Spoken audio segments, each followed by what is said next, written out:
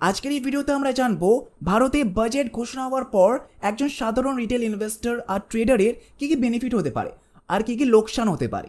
এরপর আমরা জানবো যে গোল্ডের প্রাইস, সোনার প্রাইস এত কেন পড়ে গেল আর সোনার প্রাইস কবে আবার রিকভার করবে। লাস্টে আমরা জানবো যে সরকার এরপর কোন কোন সেক্টরগুলোতে নজর দেবে, কোন কোন সেক্টরের ওপর কাজ করবে। এবার কাজ করলে সেই সেক্টরগুলো অবভিয়াসলি গ্রো করবে, তাহলে কোন সেক্টরগুলো আমাদের নজর রাখতে হবে, কোন সেক্টরের স্টকসগুলো পরবর্তী সময় কিন্তু ইনক্রিজ করতে পারে, সেটাই আমরা লাস্টে ডিসকাস করব। তাহলে এই ভিডিওটা শেষ পর্যন্ত অবশ্যই দেখবেন, আপনার খুব কাজে লাগবে। তাহলে আমি সমস্ত কিছুর এখানে পয়েন্টস করে রেখেছি, আমি শুধুমাত্র দেখে দেখে পড়ছি, আপনি শুধুমাত্র আন্ডারস্ট্যান্ড করতে থাকুন। ওকে, তাহলে প্রথমটা হচ্ছে ফাইন্যান্সিয়াল সেক্টর, এর ওপর কী প্রভাব পড়েছে। দেখুন, প্রথমটা হচ্ছে ইনভেস্টর পার্সপেক্টিভে আমি আপনাকে বলছি। আপনি আজ একটা কোম্পানির শেয়ারকে বাই করলেন, এবারে আপনার মাথায় চলছে যে আপনি এটাকে ইনভেস্টমেন্ট করবেন লং টার্মের জন্য। এবারে লং টার্মের জন্য মনে করুন আপনি 1 বছর পর্যন্ত শেয়ারটাকে আপনি হোল্ড করে রেখেছেন। 1 লাখ টাকা আজ আপনি ইনভেস্টমেন্ট করলেন, 1 বছর পর 1 লাখ টাকাটা হয়ে বেড়ে গেল 1.5 লাখ টাকাতে। তাহলে যে আপনার প্রফিট হলো 50,000 টাকা, আপনার যে প্রফিট হলো সেই প্রফিটের ওপর আপনার কিন্তু লং টার্ম ক্যাপিটাল গেন কিন্তু ট্যাক্স পে করতে হয়। প্রথমে তো একদম 0% ছিল, কিন্তু তারপরে সেটা করা হলো 10%।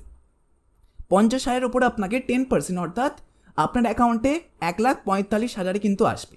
কিন্তু এবারে বাজেটে ঘোষণা করা হলো 10%টাকে বাড়ে কিন্তু করা হবে 12.5%। এটা কোনো লজিক হয়? মানে সরকার এক তো আমরা খেটে খুঁটে স্টকসকে আইডেন্টিফাই করেছি, তারপর রিস্ক নিয়ে আমরা ইনভেস্টমেন্ট করেছি, তারপর আবার প্রফিট হলে ট্যাক্স পে করতে হবে, আবার ট্যাক্সটা দিনের পর দিন কিন্তু ইনক্রিজ করতেই থাকছে। কি লজিক আমি বুঝতে পারছি না। তাহলে এটা ছিল long term capital gain tax. এবারে মনে করুন যে আপনি আজ ইনভেস্টমেন্ট করলেন, 1 বছর পর্যন্ত আপনি হোল্ড আপনি করতে পারলেন না, 6 মাসের মাথায় গিয়ে আপনাকে সেল করতে হলো। তাহলে আপনি যে প্রফিটটা করলেন না কেন তার উপর আপনাকে আবার ট্যাক্স পে করতে হবে। আগে এটা ছিল 15%, এটা বেসিক্যালি সিজিএসটি ট্যাক্স 15% ছিল, কিন্তু সেটাকে বাড়িয়ে করে দেওয়া হলো আবার 20%। মানে শর্ট টার্মেতে 20%, 1 বছরে কম হলে 20% ট্যাক্স পে করতে হবে, 1 বছরের বেশি হলে আপনাকে 12.5% করে ট্যাক্স পে করতে হবে। তাহলে এটা ছিল ইনভেস্টারের পার্সপেক্টিভে। যদি আমি আপনাকে এবার ট্রেডারের ওপর বলি যে ট্রেডারের কী কী ট্যাক্স পে করতে হবে। যদি আপনি ফিউচার ট্রেডিং বা অপশন ট্রেডিং করেন, ফিউচারের মধ্যে এসটিটি আপনাকে পে করতে হয়, বেসিক্যালি সিকিউরিটি ট্রানজ্যাকশন ট্যাক্স আপনাকে পে করতে হয়। আগে এটা ছিল 0.1%, কিন্তু এটা বাড়িয়ে হলো 0.2%। মানে মনে করুন যে আপনাকে আগে আপনি ট্যাক্স পে করে দিন 1,000 টাকা করে, কিন্তু এবারে আপনাকে যেহেতু বেড়ে গেছে ট্যাক্সের স্ল্যাবটা, তাহলে 1,000 টাকার জায়গায় এবার আপনাকে পে করতে হবে 1,500 বা 1,600 টাকা আপনাকে পে করতে হবে, মানে এক্সট্রা করে আপনাকে পে করতে হচ্ছে। আর অপশন ট্রেডিংয়ের যে এসটিটি এটাকে 0.01% করা হয়েছে। ওকে, এবারে এই যে সেক্টরটা সরকার যে এত ট্যাক্স এখানে ইমপ্লিমেন্ট করলো, ট্যাক্স নেবে এবারে বেশি বেশি করে, তাহলে এই থেকে না সরকার ওভারঅল মোটামুটি দেখা যাচ্ছে যে 40-45 হাজার কোটি টাকা কিন্তু সরকার এখান থেকে বার করে নেবে। এবার বার করে সরকার বাকি সমস্ত সেক্টরগুলো আছে যেটা আমরা ডিসকাস করবো লাস্টে, তার উপর বেসিক্যালি ইনভেস্টমেন্ট করতে পারি। তাহলে যেহেতু আমি ফাইন্যান্স সেক্টরের উপর কথা বলছি, তাহলে এবারে ট্যাক্সের যে স্ল্যাবসগুলো আছে সেটার উপর আমি একটু আপনাকে জানিয়ে দিচ্ছি। প্রথমত 3 লাখের ভেতরে যারা ইনকাম করছে তাদের কোনো রকম ট্যাক্স পে করতে হবে না। এবারে 3 থেকে 6 লাখ টাকায় 5% করে ট্যাক্স পে করতে হচ্ছিল, এটাকে একটু বাড়ানো হয়েছে, 3 লাখ থেকে 7 লাখ পর্যন্ত এটা করা হয়েছে, 1 লাখ টাকা বাড়ানো হয়েছে। এর মধ্যে আপনাকে 5% ট্যাক্স পে করতে হবে। এরপর প্রথমে যে 6 লাখ থেকে 9 লাখ টাকা, এবারে সেটাকে বাড়ানো হয়েছে 7 লাখ থেকে 10 লাখ টাকা। ওকে, এরপর আগে ছিল 9 থেকে 12 লাখ টাকায় আপনাকে 15% করে ট্যাক্স পে করতে হচ্ছিল, এবারে সেটাকে বাড়ানো হয়েছে 10 লাখ থেকে 12 লাখ টাকা। এত আপনার ইনকাম হলে 15% আপনাকে ট্যাক্স পে করতে হবে। এরপর হচ্ছে 12 থেকে 15তে আপনাকে 20% ট্যাক্স পে করতে হবে, আর 15 লাখের ওপরে আপনাকে 30% করে আপনাকে ট্যাক্স পে করতে হবে। তাহলে এটা ছিল ট্যাক্সের স্ল্যাব। এরপর আমরা বুঝবো যে গোল্ডের প্রাইস এত কেন ডিক্রিজ করছে।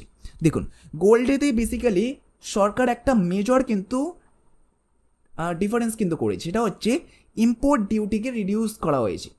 এবারে ইম্পোর্ট ডিউটি রিডিউস বেসিক্যালি প্রথমে নেওয়া হতো 15% করে, এবারে সেটাকে কমিয়ে করা হয়েছে মাত্র 6%, মানে 9%-এর কিন্তু ডিফারেন্স কিন্তু কমানো হয়েছে বেসিক্যালি। এবারে 9% যেহেতু ইম্পোর্ট ডিউটিটা কমানো হয়েছে, তাহলে আপনি স্ক্রিনেতে দেখছেন যে গোল্ডের প্রাইস দেখুন, যে প্রথমে ছিল, আমি এখানে বেসিক্যালি গোল্ডের যে ইটিএফ আছে গোল্ড বিস, এটার উপরে আমি আপনাকে প্রেড করে দিচ্ছি গোল্ডের যে অ্যাকচুয়াল রেট এটাই বেসিক্যালি ফ্লাকচুয়েট করছে এরিয়া করে। ওকে, তাহলে দেখুন যে প্রথমে ছিল দেখুন 63 টাকা থেকে ডাউনফল শুরু হলো এখানে 59 রুপিসে। মানে যদি আপনি এই ডিফারেন্সটা দেখেন, যদি আমি আপনাকে মেজর করে দেখাই, তাহলে অলমোস্ট এইখান থেকে এখান পর্যন্ত অলমোস্ট এখানে 8% 8.5% করে এখানে ডাউনফল কিন্তু এসেছে। মানে এতটাই কিন্তু গোল্ডের প্রাইস কিন্তু ডিক্রিজ করতে পারে যতটা ইম্পোর্ট ডিউটিকে রিডিউস করা হয়েছে 9%। তাহলে এতটা রিডিউস করবে, তারপর এখান থেকে আবার রিকভার করবে, যতটা আমার অ্যানালিসিস। ওকে, এরপর তো কিছু বলা যাচ্ছে না যে কী হতে পারে। তাহলে 9% যেহেতু ডাউন হয়েছে ইম্পোর্ট ডিউটি, তাহলে গোল্ডের প্রাইসটাও 9% ডাউন আসবে।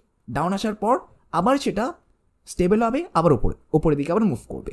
তাহলে এটা ছিল গোল্ডের সেগমেন্ট। এবারে লাস্ট হচ্ছে সরকার কোন সেক্টরেতে বেশি করে এবারে ইনভেস্টমেন্ট করবে, সেটা হচ্ছে ইনফ্রাস্ট্রাকচার সেক্টর। এই সেক্টরের মধ্যে বেসিক্যালি সরকার 11 লাখ কোটি টাকা ক্যাপিটাল এক্সপেন্ডিচার করবে। মানে এত লাখ টাকার ক্যাপিটাল, এত লাখ কোটি টাকার ক্যাপিটাল সরকার বেসিক্যালি ইউজ করবে ইনফ্রাস্ট্রাকচার সেক্টরের উপর। বেসিক্যালি ভারতের জিডিপির 3.4% হচ্ছে এই নাম্বারটা। তাহলে এবারে এইসব যে 11 লাখ কোটি টাকা কোন কোন স্টেটেতে তারা ইনফ্রাস্ট্রাকচারটাকে বেটার করবে, সেটা হচ্ছে বিহার, ঝাড়খণ্ড, আমাদের ওয়েস্ট বেঙ্গল, উড়িষ্যা, অন্ধ্রপ্রদেশ। এই সমস্ত জায়গার যে ইনফ্রাস্ট্রাকচার আছে সেগুলোকে সরকার এবারে বেটার করবে। যেমন বিহারেতে প্রায় সময় আপনি শুনেছেন যে বন্যা হয়ে গেছে, সেই সমস্ত জিনিসগুলোকে তারা মানে ঠিক করার চেষ্টা করবে। মানে এত পয়সাগুলো যেগুলো আছে তারা ইনভেস্টমেন্ট করে সেসব জায়গাতে। এটা ছাড়া আপনি শুনছেন পাটনা পুনে যে এক্সপ্রেস ওয়ে আছে সেটাকে তৈরি করা হবে।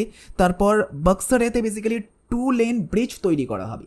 এবারে ব্রিজটা তৈরি করতে সরকার 26,000 কোটি টাকা এখানে ইনভেস্টমেন্ট কিন্তু করবে।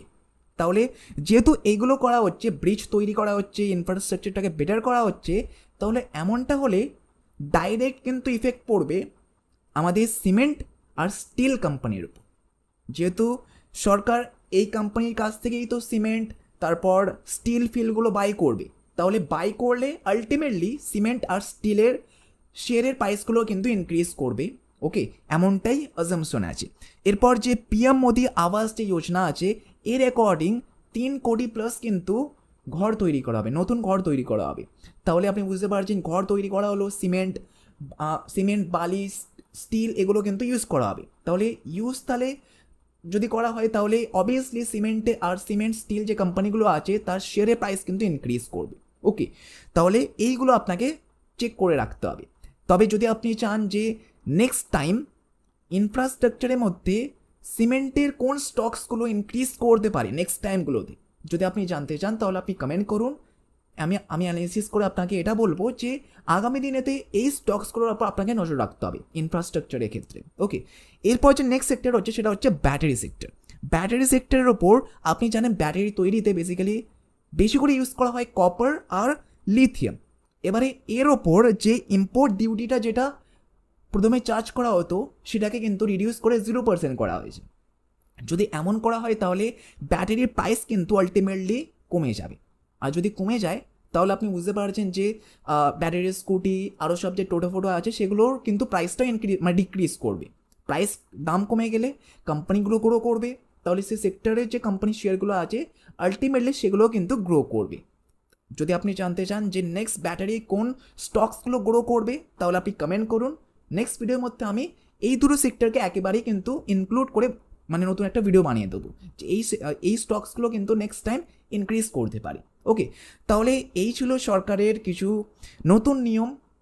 এর মধ্যে বেসিক্যালি যে সমস্ত ইনভেস্টর আর ট্রেডার আছে তাদেরই কিন্তু সব থেকে বেশি লোকসান হয়েছে আমার অ্যাকর্ডিং। আর যদি আপনারা মনে হয় এমনটা তাহলে আপনি কমেন্ট করুন, কমেন্টে আমরা একটা হেলদি ডিসকাশন কিন্তু করতে পারি। তাহলে আশা করছি ভিডিওটা আপনার ভালো লেগেছে হয়তো, কিন্তু ভিডিওর মধ্যে দেওয়া ইনফরমেশনটা আপনার হয়তো ভালো লেগেছে। ওকে, ভিডিওটা যদি ভালো লেগেছে একটা লাইক অবশ্যই করে দেবেন। আর নেক্সট ভিডিওর মধ্যে নতুন একটা টপিক নিয়ে আমি আসবো যেটা আপনার লাইফেও ভ্যালু অ্যাড করবে। ওকে, তাহলে আশা করছি ভিডিওটা আপনার ভালো লেগেছে। দেখা হচ্ছে নেক্সট ভিডিওতে।